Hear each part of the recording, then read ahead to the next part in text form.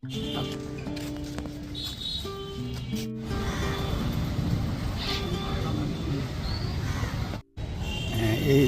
বৃদ্ধ মানুষ প্রতিদিন সে বাদাম নিয়ে আমার কলেজ মাঠে সে বিক্রি করে।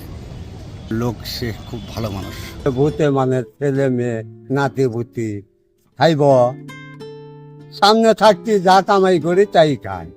আর বেশি উঠতে পারি না, কম হতে পারি না, যেরকম জোরে ওরকম দে।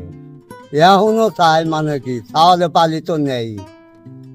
এরা চাল কামাই করি 300-400, নিজেরও বাদাম বেচনে গাইছি, ওই ভাড়াও জোরে না। পরশু দিন আসলাম বাড়ি, সবাই ভালো আছে। ভাই যাও, পরশু দিন কামলা নিতে, কালকে কামলা নিতে।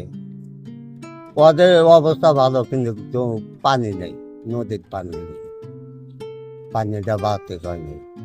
2 বার খাওয়া গেল, কে আবার বছর করেও নাই। ওই লাস্টে পানি খাওয়া যাইব, ওই বয়েটা আবার করে না।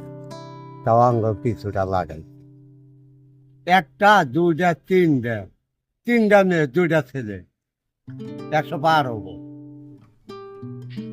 এই নাতি বুতি দিয়া, বাইশটা দিয়া সংসার তো বিরাটি।